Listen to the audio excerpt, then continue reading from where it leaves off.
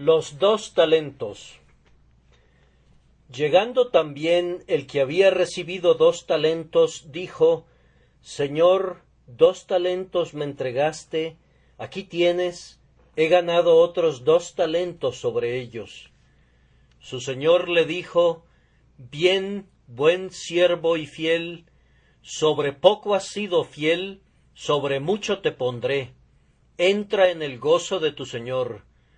Mateo 25, 22, 23. Toda buena dádiva y todo don perfecto desciende de lo alto, del Padre de las luces. Los hombres han de reconocer que todo lo que poseen emana de la gran fuente, del dador de todo bien. ¿Tienes talentos? Te fueron dados por el Dios de los talentos. ¿Tienes tiempo? ¿Tienes riqueza, influencia, poder? ¿Tienes dotes de orador? ¿Tienes poderes de pensamiento? ¿Eres poeta, estadista o filósofo? Cualquiera que sea tu posición y cualesquiera que sean tus dones, recuerda que no son tuyos, sino que te son prestados de lo alto. Ningún hombre posee algo de suyo, con la excepción de sus pecados. Todos somos inquilinos a discreción. Dios nos ha puesto en sus propiedades y ha dicho: negociad entre tanto que vengo. Aunque nuestros viñedos produzcan los máximos frutos, las viñas pertenecen al Rey, y aunque recibamos 100 como nuestro jornal, el rey Salomón ha de recibir sus 1000. Toda la honra de nuestra habilidad y del uso que le demos ha de ser para Dios, porque Él es el dador. La parábola lo afirma muy categóricamente, pues conduce a cada persona a reconocer que sus talentos proceden del Señor. Aun el hombre que cavó en la tierra y escondió el dinero del Señor, no negó que su talento pertenecía a su Señor, pues aunque su respuesta, aquí tienes lo que es tuyo, fue sumamente impertinente, no era, sin embargo, una negación de este hecho, de tal forma que incluso este hombre aventajaba a aquellos que niegan sus obligaciones para con Dios, que menean altivamente sus cabezas ante la simple mención de la obediencia debida a su Creador, y gastan más bien su tiempo y sus poderes en rebelión en contra de Dios que a su servicio.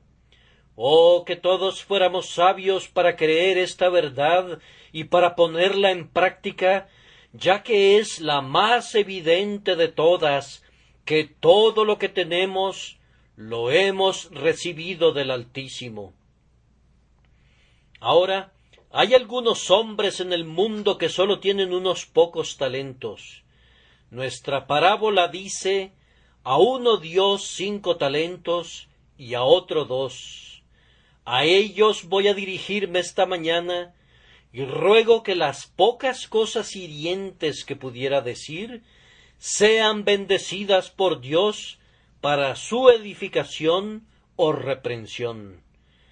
Primero, voy a comentar el hecho de que hay muchas personas que sólo tienen unos pocos talentos, y voy a intentar explicar por qué Dios les reparte pocos talentos.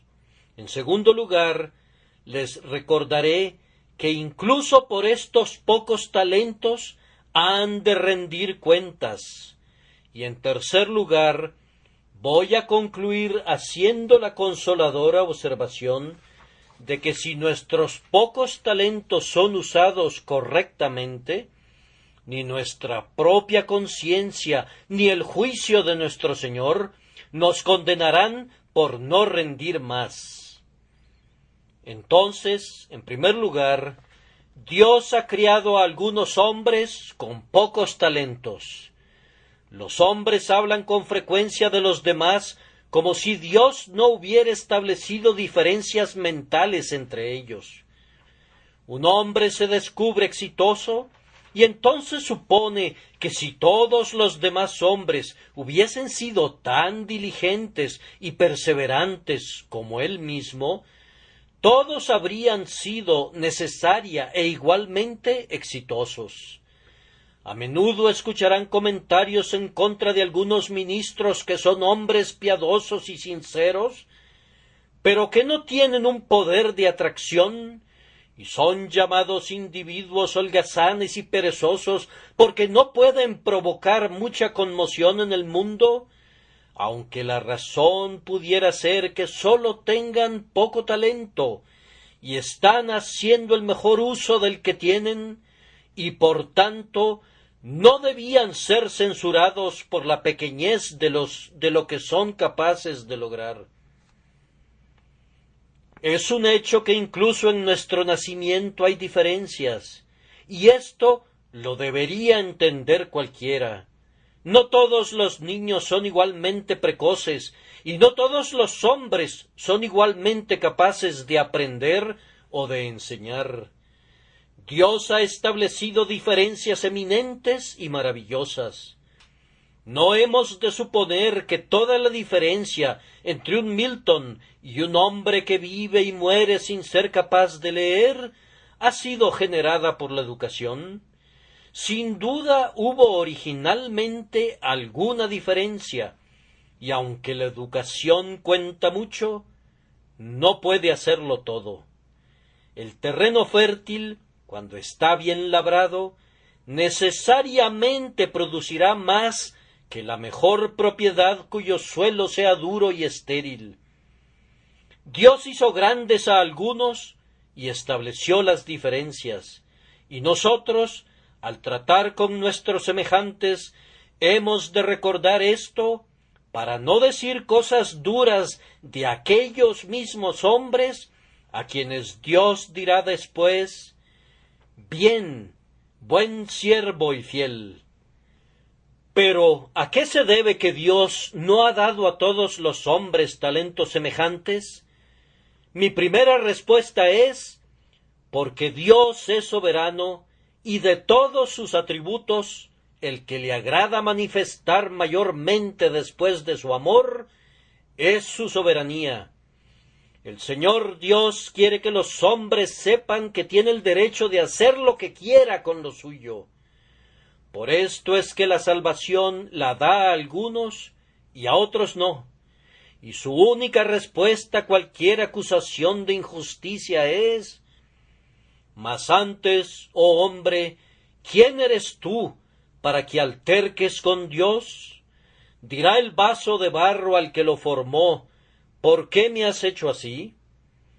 El gusano no debe murmurar porque Dios no lo haya hecho un ángel, y el pez que se desliza en el mar no ha de quejarse por no tener alas para volar hasta los más altos cielos. Dios tenía el derecho de hacer a sus criaturas como a Él le agradara, y aunque los hombres cuestionen su derecho, Él lo mantendrá y lo conservará inviolado en contra de todas las objeciones. Para defender su derecho y conducir al hombre vano a reconocerlo, nos recuerda continuamente su soberanía en el otorgamiento de todos sus dones. «Daré a este hombre», dice él, «una mente tan aguda que pueda hurgar en todos los secretos. Haré otra mente tan obtusa que únicamente los más sencillos elementos del conocimiento le serán asequibles. Daré un hombre tal riqueza de imaginación que acumulará una montaña de imágenes tras otra hasta que su lenguaje parezca alcanzar una majestad celestial. Daré a otro hombre un alma tan lerda que nunca será capaz de generar algún pensamiento poético. ¿Por qué es esto así, oh Dios? La respuesta nos llega: ¿no me es lícito hacer lo que quiero con lo mío?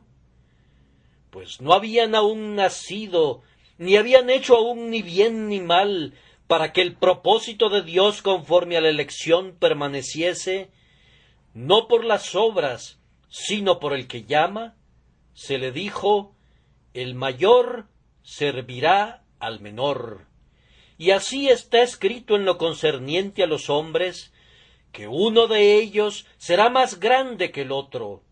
Uno inclinará su cuello y el otro le pondrá su pie encima, pues el Señor tiene el derecho de disponer de lugares y dones, de talentos y de riqueza, según sea agradable a sus ojos. Ahora, la mayoría de los hombres altercan con esto, pero observen que la cosa de la que se quejan en Dios es exactamente la misma cosa que aman en ustedes mismos. A todo individuo le agrada sentir que tiene un derecho a hacer con lo suyo lo que le plazca. Todos nosotros queremos ser pequeños soberanos. Ustedes quieren dar su dinero libre y liberalmente a los pobres, pero si alguno de ellos impertinentemente les exigiera algo porque tiene un derecho a su caridad, ¿le darían algo? Ciertamente no. ¿Y quién pondría en tela de juicio la grandeza de su generosidad al negárselo? Sucede lo mismo que en esa parábola que encontramos en uno de los evangelistas, en la que se nos dice que, después de que los hombres habían laborado, algunos de ellos durante 12 horas, otros 6 horas, y otros solamente 1 hora, el Señor le dio a cada uno un denario. Oh, yo inclinaría mansamente mi cabeza y diría, Señor mío, ¿me has dado un talento? Entonces yo te bendigo por ello y te ruego que me concedas gracia para usarlo correctamente. ¿Le has dado a mi hermano 10 talentos? Te doy gracias por la grandeza de tu amabilidad para con él, pero no le envidio ni me quejo de ti. Oh, que tuviésemos un espíritu que siempre se inclinara delante de la soberanía de Dios. Además, Dios da a uno 5 talentos y a otro 2 talentos, porque el Creador es un amante de la variedad. Se ha dicho que el orden es la primera ley del cielo. Ciertamente la variedad es la segunda, pues en todas las obras de Dios hay una diversidad sumamente hermosa. Contemplen los cielos durante la noche. No todas las estrellas brillan con el mismo fulgor, ni están colocadas sobre líneas rectas como las lámparas de nuestras calles. Luego vuelvan su mirada hacia abajo. Vean en el mundo vegetal cuántas distinciones hay que van desde el cedro del Líbano hasta el hisopo que nace en la pared o el musgo que es todavía más pequeño. Miren cómo desde el enorme árbol gigantesco que da la impresión de que bajo sus ramas podría resguardarse todo un ejército, hasta el diminuto liquen, Dios ha hecho todo muy hermoso, pero todo lleno de variedad. Contemplen cualquier árbol si quieren. Vean cómo cada hoja difiere de su vecina, cómo incluso cada uno de los pequeños capullos diminutos que se están abriendo en este instante al olor del perfume de la primavera que se aproxima, difieren el uno del otro. No hay 2 iguales. Miren nuevamente al mundo animado. Dios no ha hecho a cada criatura semejante a la otra. Cuán amplio es el rango, desde el elefante colosal hasta el conejo que establece su guarida en la roca, desde la ballena que pinta de blanco el abismo con sus latigazos, hasta el diminuto pececillo que surca el arroyo. Dios ha hecho todas las cosas diferentes y vemos variedad por doquier. No dudo que suceda lo mismo en el cielo pues hay tronos y dominios y principados y potestades, diferentes rangos de ángeles, tal vez, que se elevan de una categoría a la otra. Una estrella es diferente de otra en gloria. ¿Y por qué no habría de ser válida la misma regla para la humanidad? ¿Acaso Dios nos forma a todos con el mismo molde? No parece que fuera así, pues no ha hecho nuestros rostros iguales. No se puede decir que haya dos caras exactamente iguales, pues si hubiese alguna semejanza, hay también una diversidad manifiesta. Entonces, ¿deberían ser semejantes las mentes? ¿Deberían ser moldeadas las almas de la misma manera?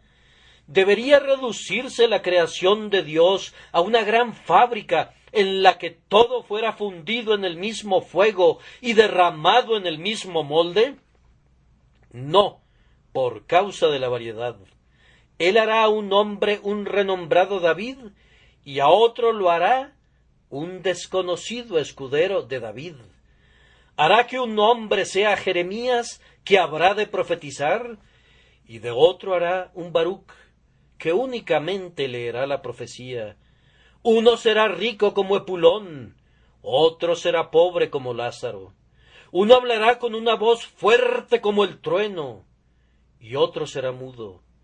Uno será poderoso en palabra y doctrina, y otro será débil en oratoria y lento en palabras. Dios quiere tener variedad, y el día vendrá cuando, mirando al mundo desde arriba, veremos que la belleza de su historia está fuertemente endeudada con la variedad de caracteres que participaron en ella. Pero avancemos un poco más. Dios tiene una razón más profunda que esta. Dios da a algunos hombres sólo unos cuantos talentos, pues tiene muchas pequeñas esferas y quiere que éstas sean llenadas.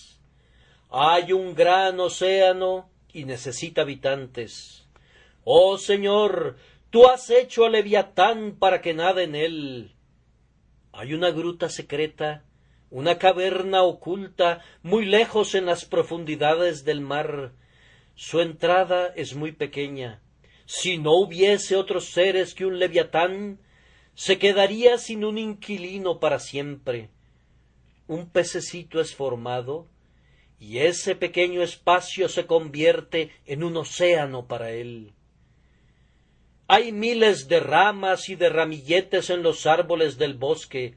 Si todas las aves fueran águilas, ¿cómo serían alegrados los bosques con los cantos? ¿O cómo podría disfrutar cada ramita de su ave cantora?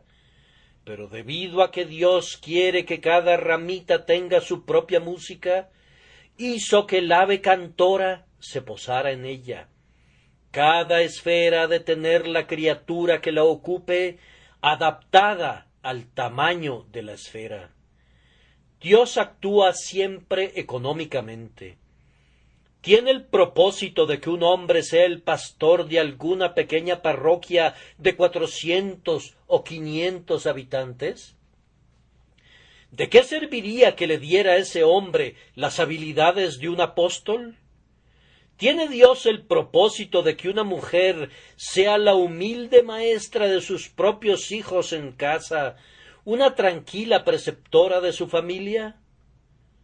¿No la turbaría y la lesionaría si Dios la hiciese una poetisa y le diera dones que electrizaran a una nación? La pequeñez de sus talentos la equiparán hasta un cierto grado para la pequeñez de su esfera. Hay un joven que es muy capaz de ayudar en una escuela para niños pobres. Tal vez, si tuviese un genio más elevado, podría desdeñar el trabajo y así la escuela para niños pobres se quedaría sin su excelente maestro. Hay pequeñas esferas y Dios quiere tener hombres pequeños para que las ocupen. Hay posiciones que representan un importante deber, y se encontrarán hombres con nervios y músculos adecuados para esa labor. Él ha hecho una estatua para cada nicho y un cuadro para cada porción de la galería. Ninguna parte se quedará desocupada, pero como algunos nichos son pequeños, así serán las estatuillas que los ocupen. A algunos les da 2 talentos, porque 2 son suficientes y 5 serían demasiados. Además, Dios da a los hombres 2 talentos, porque en ellos manifiesta a menudo la grandeza de su gracia para salvar almas. Ustedes han escuchado acerca de un ministro que era profundamente ilustrado en conocimientos sagrados. Su sabiduría era profunda y su lenguaje elegante. Bajo su predicación muchas personas fueron convertidas. ¿Acaso no oyeron nunca? Tal vez no fue dicho con toda claridad, aunque sí fue sugerido, que mucho de su éxito era atribuible a su erudición y a su elegante oratoria. Pero, por otro lado, se habrán encontrado con alguien que es áspero en su forma de hablar, de modales toscos y evidentemente sin grandes logros literarios. Sin embargo, Dios le ha dado a ese hombre el único talento de un corazón sincero. Habla como un hijo del trueno, con un lenguaje áspero y severo, denuncia el pecado y proclama el Evangelio. Bajo su predicación, cientos son convertidos. El mundo lo escarnece.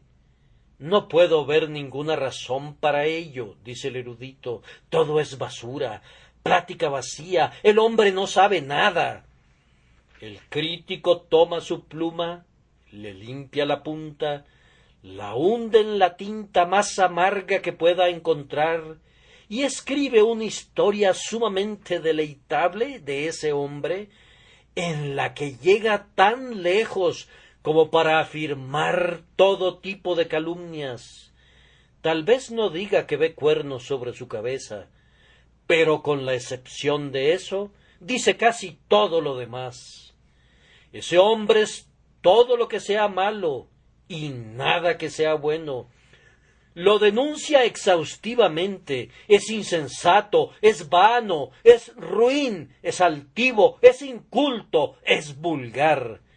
No existe una palabra en el idioma inglés que fuera lo suficientemente mala para él, por lo que debe acuñarse una que lo sea. Y ahora, ¿qué dice la Iglesia? ¿Qué dice el propio hombre? Sí, Señor, gloria sea a ti por siempre, puesto que lo vil del mundo y lo menospreciado escogió Dios, y lo que no es, para deshacer lo que es. Así que parecería que Dios recibe algunas veces mayor gloria de lo pequeño que de lo grande. Y no dudo que Dios haya creado a algunos de ustedes con poco poder para hacer el bien, con poca influencia y con una esfera reducida, para manifestar a los ángeles en el último gran día cuánto puede hacer en un poco espacio.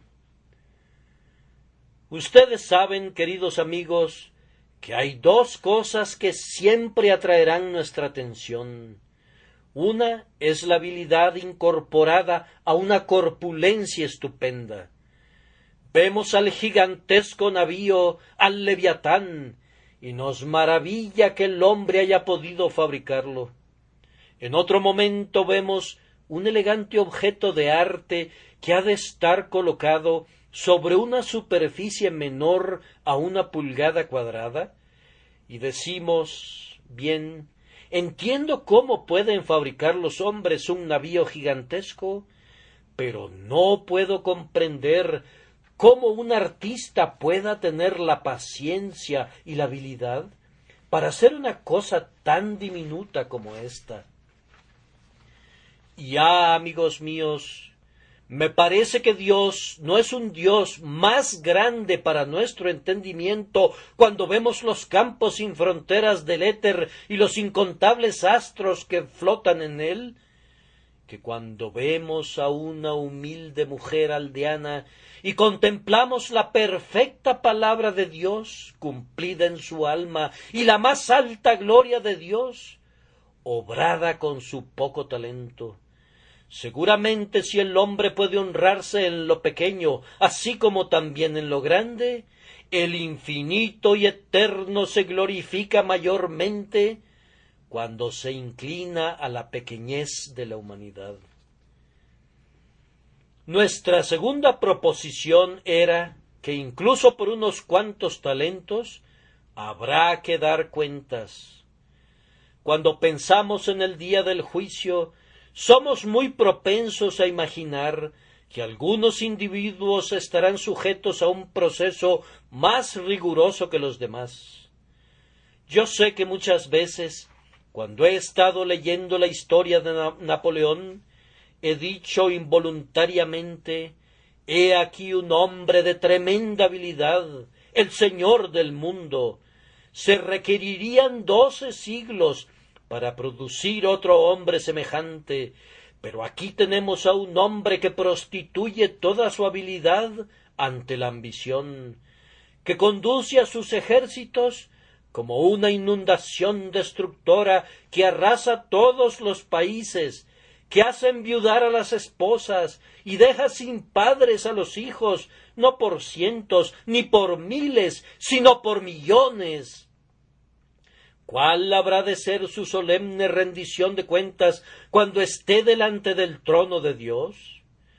¿No se levantarán testigos de los campos de España, de Rusia, de Italia, de Egipto, de Palestina, y denunciarán al hombre que, para gratificar su propia ambición audaz, los condujo a la muerte? Pero por favor recuerden que aunque Napoleón habrá de ser un prisionero delante del tribunal, cada uno de nosotros también deberá presentarse allí. Y aunque nuestra posición no sea muy alta y no hayamos estado sobre el pináculo de la fama, habremos estado lo suficientemente alto para quedar bajo la observación del Altísimo, y habremos tenido la habilidad y el poder suficientes para hacer el mal en el mundo y para tener que rendir cuentas por ello. «Oh», dijo alguien, «yo pensé que en verdad en el día del juicio me pasaría por alto. No he sido un Tom Paine, no he sido un líder entre ruines infieles vulgares, yo no he sido un homicida, no he sido un príncipe en medio de los pecadores, no he sido un perturbador de la paz pública. Los pocos pecados que he cometido se han producido sin ruido. Nadie ha oído hablar de ellos. No creo que mi mal ejemplo haya ido muy lejos. Tal vez mis hijos no han sido muy bendecidos por mi comportamiento, mas, sin embargo, la mía ha sido sólo una pequeña cantidad de maldad, demasiado pequeña para haber podido envenenar a alguien que estuviera a mi lado. He sido, en general, tan tolerablemente moral que, aunque no podría decir que he servido a Dios, mis desviaciones del sendero del deber han sido en verdad inapreciables. En verdad, amigos, podrían considerarse lo más pequeños que quisieran, pero querer hacerse insignificantes no los excusará.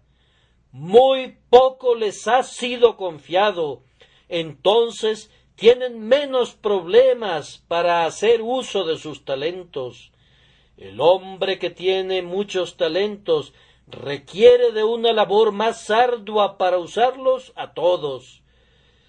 Podría decir la excusa que le pareció que 5 talentos eran demasiados para ponerlos en el mercado a la vez. Tú tienes solo 1. Cualquiera puede poner su único talento al interés.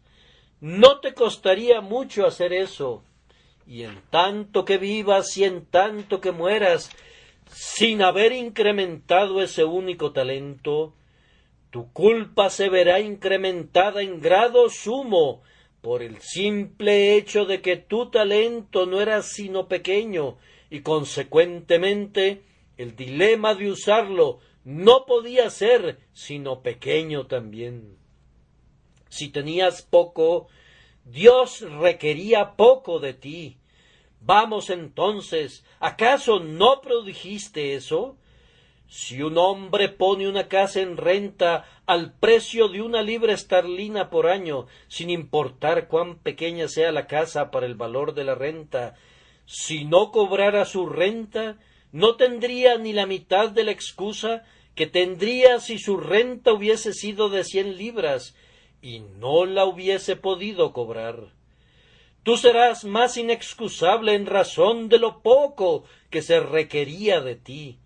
Entonces, permítanme dirigirme a ustedes para recordarles que han de rendir cuentas.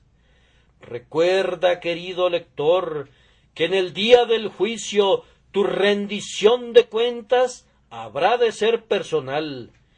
Dios no te preguntará qué hizo tu iglesia, Él te preguntará qué hiciste tú mismo. Ahora, hay una escuela dominical.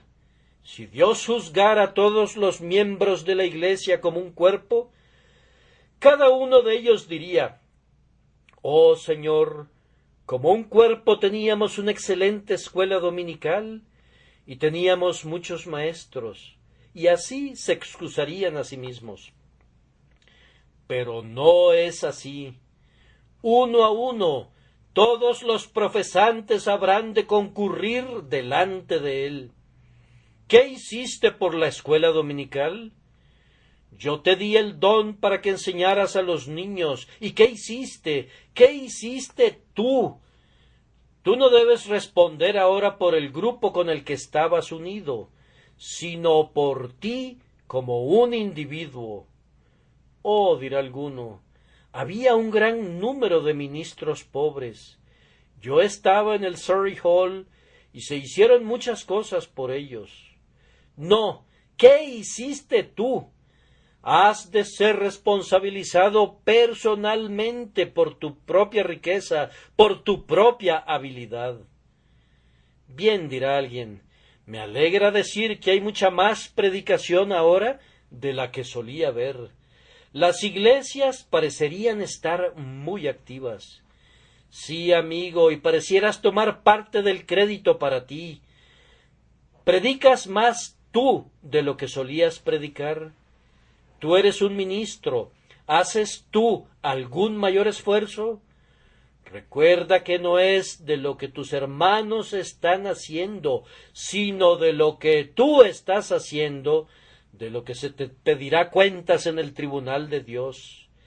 Y a cada uno de ustedes le será hecha esta pregunta: ¿qué has hecho con tu talento? Todo tu vínculo con las iglesias no te servirá de nada. Son tus acciones personales, tu servicio personal hacia Dios es el que será demandado de ti como una evidencia de gracia salvadora. Y si otros están ociosos, si otros no le dan a Dios lo que le es debido, con mucha mayor razón tú debiste haber sido sumamente diligente en hacerlo. Recuerda además que tu rendición de cuentas tendrá que ser particular. Dios entrará en todos los mínimos detalles.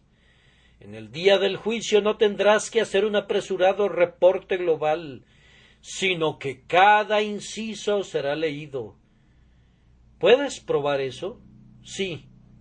Mas yo os digo que de toda palabra ociosa que hablen los hombres, de ella darán cuenta en el día del juicio. Ahora, es en los detalles que los hombres se descarrían. Bien, dirá alguien, si considero mi vida a grandes rasgos, no me avergüenzo mucho de ella, Pero son esos pequeños detalles, esos ínfimos detalles, ellos conforman la parte problemática de rendir cuentas con los cuales uno no se querría involucrar.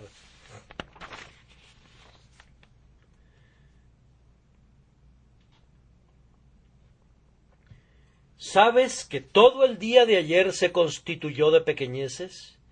Y las cosas de hoy son todas pequeñas, y lo que hagas mañana serán todas cosas pequeñas. De la misma manera que las diminutas conchitas forman los montes de caliza, y los montes de caliza conforman cordilleras, así las acciones triviales conforman las cuentas completas, y cada una de ellas ha de ser seleccionada aisladamente. Tú tenías una hora disponible el otro día. ¿Qué hiciste? Tenías una voz. ¿Cómo la usaste? Contabas con una pluma y podías usarla. ¿Cómo la empleaste? Cada pormenor será descubierto y se demandará una cuenta por cada uno de ellos. Oh, que fueran sabios y que no menospreciaran este asunto, sino que tomaran cada nota de la música de su comportamiento y buscaran poner en armonía a cada una de las notas con su vecina, para que después de todo no se demuestre que el salmo de su vida ha sido una horrible disonancia. Oh, que ustedes que están sin Dios recordaran que su vida es seguramente tal que el juicio del último gran día ha de concluir en su condenación. Además, esas cuentas serán muy exactas y no habrá manera de excluir esos nimios detalles.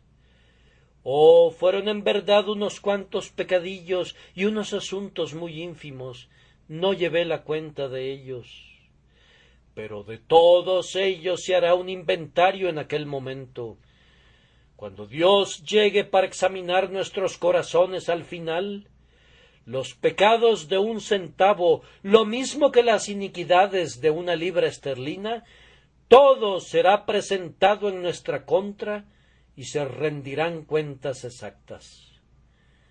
Recuerden, además, por último, y siempre sobre el mismo punto, que las cuentas serán muy imparciales en el día del juicio, cuando todo será juzgado sin ninguna referencia a su condición.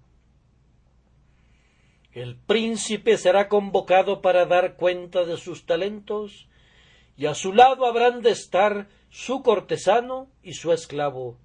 El más poderoso emperador ha de estar ante el tribunal de Dios, lo mismo que el más ínfimo aldeano. Todos habrán de presentarse y ser juzgados de acuerdo a los actos que han hecho en el cuerpo. En cuanto a nuestras profesiones, éstas no nos servirán de nada. Podríamos haber sido los más altivos hipócritas que hayamos enfermado al mundo con nuestra altivez, pero habremos de ser escudriñados y examinados de igual manera que si hubiésemos sido los más viles pecadores. Debemos tener nuestro propio juicio delante del eterno tribunal de Dios, y nada podría sesgar a nuestro juez o conducirlo a dar una opinión a favor o en contra nuestra, aparte de la evidencia. Oh, cuán solemne tornará esto al juicio, especialmente si no contamos con la sangre de Cristo como argumento. El gran abogado obtendrá una absolución para su pueblo por medio de sus méritos imputados, aunque su pecado en sí mismo los condenaría. Pero recuerden que sin él no seremos capaces nunca de soportar la ordalía del fuego del terrible día del juicio final. Bien, dijo un viejo predicador, cuando la ley fue dada, Todo el monte Sinaí humeaba y se derritió como cera. Pero cuando el castigo de la ley sea impartido, la tierra entera temblará y se descorazonará. Pues ¿quién podrá soportar el día de Jehová, el día del ardor de la ira de Dios? El último punto es que si por la gracia divina, y es únicamente por la gracia divina que esto puede ser logrado, nuestros 2 talentos son correctamente usados, el hecho de que no hayamos tenido 5 no será un detrimento para nosotros. Cuando muere un hombre que ha sobresalido en el seno de la Iglesia, un triunfante guerrero de la verdad, ustedes dicen que los ángeles se agolparán a las puertas del cielo para verlo, pues fue un héroe vigoroso que hizo mucho por su Señor. Un Calvino o un Lutero, ¿con cuántas aclamaciones habrán de ser recibidos? Son hombres con talentos que han sido fieles a los que les fue confiado. Sí, pero ¿no saben ustedes que hay muchos pastores de humildes aldeas cuyos rebaños no llegan ni a 50 personas, que se afanan arduamente como si se tratase de sus vidas, que pasan horas orando por su bienestar, que usan toda la poca habilidad que poseen, sus esfuerzos para ganar esas personas para Cristo, y se imaginan ustedes que su entrada al cielo será menos triunfante que la entrada de los hombres de la talla de Lutero? Si así fuera, no saben cómo trata Dios con su pueblo. Él les da las recompensas no de conformidad a la grandeza de los bienes que les fueron confiados, sino de acuerdo a su fidelidad para con ellos, y quien ha sido fiel sobre poco, será tan recompensado como aquel que ha sido fiel sobre mucho. Quiero que vayan rápidamente al capítulo 25 de Mateo para ver esto. Notarán, primero, que el hombre que tenía 2 talentos acudió a su señor con la misma confianza que el hombre que tenía 5. Señor, 2 talentos me entregaste. Aquí tienes, he ganado otros 2 talentos sobre ellos. Estaré obligado a decir que mientras ese pobre hombre con los 2 talentos estaba negociando con ellos, frecuentemente miraba a su vecino que tenía 5 talentos y decía: «Oh, yo desearía ser tanto como mi vecino». Ahora vean, él tiene 5 talentos que invertir y cuántos intereses está recibiendo cada año. «Oh, que yo pudiera lograr el mismo rendimiento». Y conforme seguía adelante, oraba a menudo: «Oh, Señor mío, dame una mayor habilidad y mayor gracia para servirte, pues anhelo hacer más». Y cuando se sentaba a leer su diario personal, pensaba: «Ah, este diario no dice mucho. No hay un relato de mi recorrido a lo largo de 50 condados. No puedo decir cómo he viajado de región a región como lo hizo Pablo para predicar la verdad. No, me he tenido que quedar en esta parroquia y casi me he muerto de hambre trabajando arduamente para esta gente. Y si he agregado algunas 10 o 12 personas a la iglesia, eso ha sido algo muy exitoso para mí. Vamos, oigo que el señor fulano de tal tuvo el privilegio de agregar 200 o 300 personas en un año. Oh, que yo pudiera hacer eso. Seguramente cuando vaya al cielo me deslizaré de alguna manera por la puerta, mientras que él, por la gracia, tendrá la oportunidad de entrar con determinación, llevando sus gavillas con él. Ahora, detente, hombre de poca fe, detente. Tu Señor no tratará así contigo, Cuando llegue la hora de tu muerte, por su gracia tú sentirás tanta confianza al morir con tus 2 talentos bien invertidos, como tu hermano con sus 10, pues cuando llegues allá, contarás con la dulce presencia de tu Señor y dirás: estoy completo en Cristo. La justicia de Cristo me cubre de la cabeza a los pies, y ahora mirando atrás a mi vida pasada, puedo decir: bendito sea su santo nombre. Es poco lo que podía hacer, pero he hecho todo lo que podía hacer por él.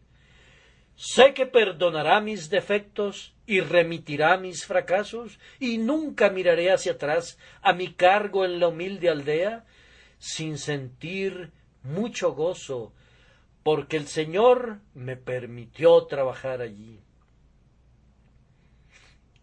Y me parece que el hombre tendrá incluso un encomio más rico en su propia conciencia que el hombre que ha sido más públicamente aplaudido, pues se puede decir a sí mismo, después de haber puesto toda su confianza en Cristo: bien, estoy seguro que no hice esto por fama, pues florecí sin ser visto.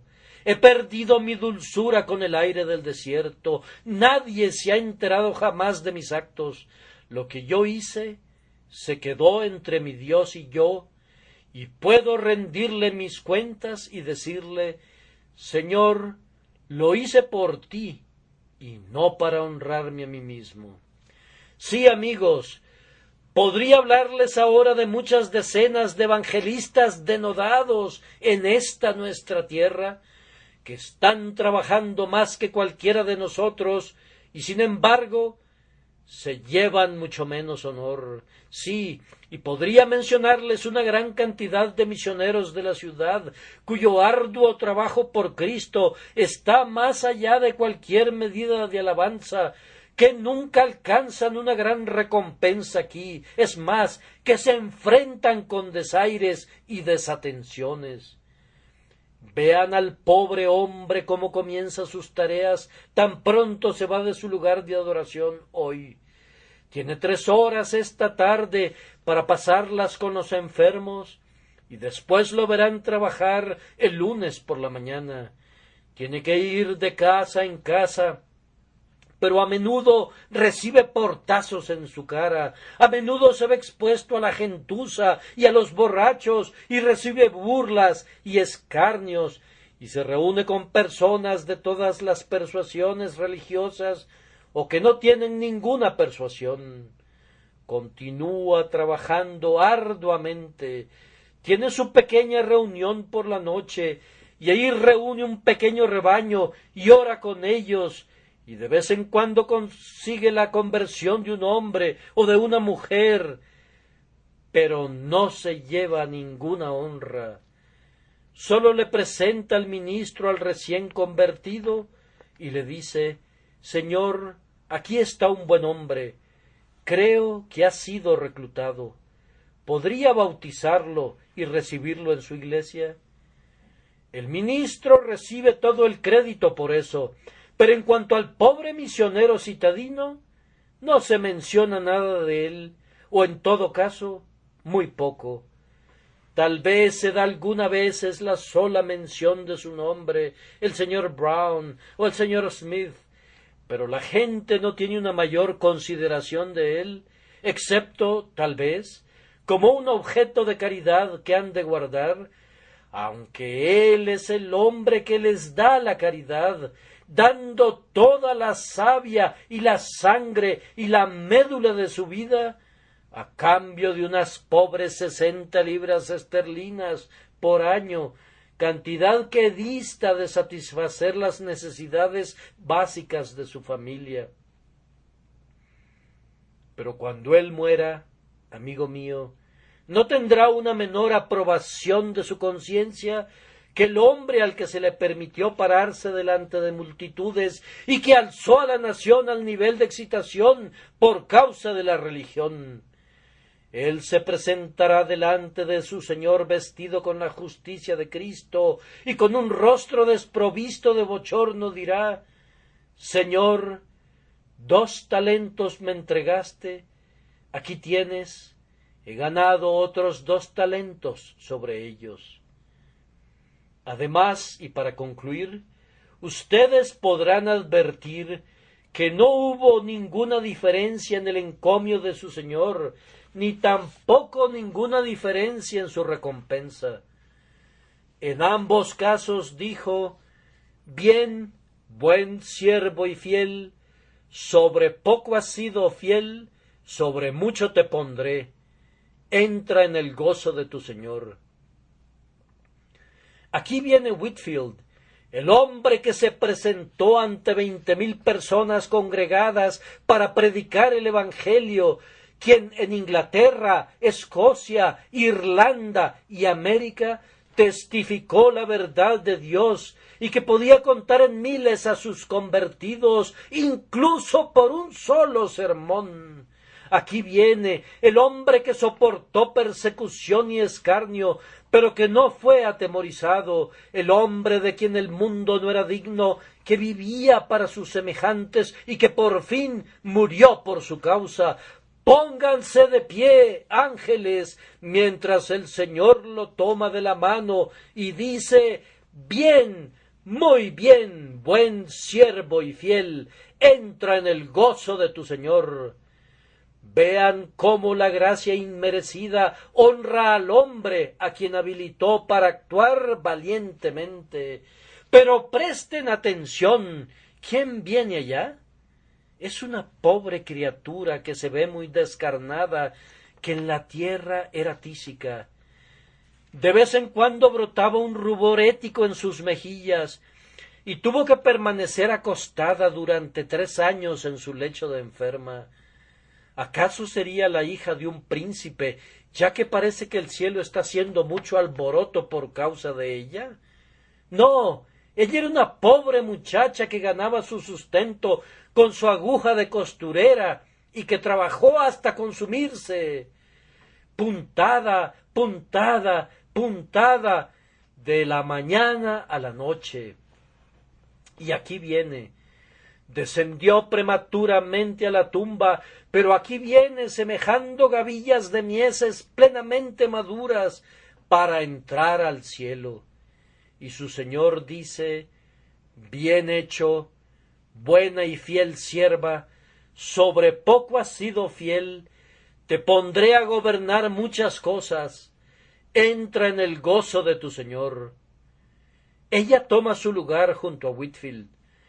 Pregunten qué fue lo que hizo, y descubrirán que solía vivir en una casucha escondida en un oscuro callejón de Londres, y otra pobre muchacha acostumbraba venir a trabajar con ella, y esa pobre muchacha, cuando vino la primera vez a trabajar con ella, era una alegre y volátil criatura, y esta jovencita tísica le contó de Cristo, y solían, cuando se sentía bastante bien, ingeniárselas para asistir a la capilla o a la iglesia juntas.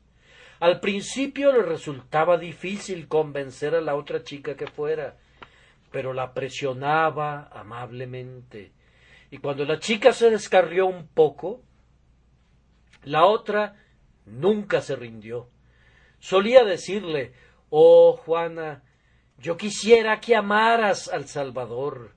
Y cuando Juana no estaba con ella, solía orar por ella.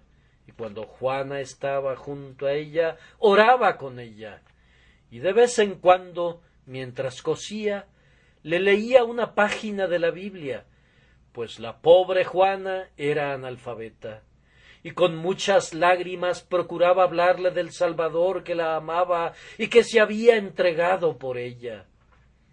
Por fin, después de muchos días de firme persuasión, y de muchas horas de tristes desilusiones, y de muchas noches de desvelo y de oraciones salpicadas de lágrimas, por fin vivió para ver que la joven profesara su amor por Cristo, y la dejó, y se enfermó, y estuvo en cama hasta que fue llevada al hospital, donde murió. Cuando estaba en el hospital solía tener a su lado unos cuantos folletos y los distribuía entre quienes venían a verla. Procuraba, si podía, atraer a las mujeres a su alrededor y les daba folletos. Cuando ingresó al hospital y todavía podía levantarse, acostumbraba a ponerse al lado de alguna moribunda si la enfermera se lo permitía, hasta que al fin se puso muy enferma y le pedía a una pobre mujer que estaba al otro lado de la sala y que se estaba recuperando y ya iba de salida, que viniera y le leyera un capítulo de la Biblia. No que quisiera que le leyera para su propio beneficio, sino para beneficio de la lectora, pues pensaba que su corazón podría ser conmovido mientras le estaba leyendo. Por fin, esta pobre muchacha murió y durmió en Jesús, y la pobre costurera tísica escuchó que le decían «Bien». ¿Y qué más le podría haber dicho un arcángel? Ésta ha hecho lo que podía. Vean entonces el encomio del Señor, y la recompensa final será igual para todos los hombres que hubieren usado bien sus talentos. Ah, si hubiera grados de gloria, no serán distribuidos de acuerdo a nuestros talentos, sino a nuestra fidelidad en usarlos. En cuanto a si hay grados o no, no lo sé, pero esto sí sé: el que hace la voluntad de su Señor oirá que se le dice «Bien, buen siervo y fiel». Y ahora, amigos, solamente esta palabra. Les he dicho que hay muchas personas en nuestra denominación que están predicando el Evangelio continuamente. Debería traerles algunas cuantas de las cartas que nos escriben los pobres ministros, pero algunas veces pienso que esto sería una violación de la delicadeza y no quisiera hacerlo. Pero cuando lo hice en algún año, la colecta fue casi el doble de lo que normalmente es. Así que creo que puedo romper la etiqueta para ayudarles. Sin embargo, puedo asegurarles solemnemente que si hay pobreza en cualquier lugar, ha de encontrarse entre los ministros de las iglesias bautistas, y lamento decir que una de las causas de esa pobreza es atribuible a la propia gente, pues no tienen el hábito de dar, y por eso sus ministros padecen hambre. Ahora, si Cristo ha de decir en el más allá «Bien» a muchos humildes predicadores, ¿creen ustedes que Él tenga la intención de que se mueran de hambre con ingresos de 30 o 40 libras esterlinas por año mientras estén aquí? Ahora, hermanos, si Cristo ha de decir «bien» al final, podemos anticipar su veredicto y decir nosotros «bien hecho» hoy. ¿Y cómo podemos decir bien de mejor manera que quitando el bozal al buey que trilla y dándoles a estos pobres ministros algo de nuestro propio dinero conforme Dios nos ayude para que sus necesidades se vean solventadas? Habrá un buen número de personas que dependerá el año entrante de lo que ustedes den este año. Tal vez ustedes recuerden esto y les ayuden. Un amable caballero que usualmente asiste aquí dice: «No pude asistir hoy, así que envío mi libra esterlina para que sea colocada en la caja de la colecta junto al ministro. Y yo confío que si hay personas que están ausentes aquí hoy, pero que asistirán el próximo domingo, no olvidarán esta colecta. Esta colecta es siempre muy dilecta para el corazón de mi iglesia».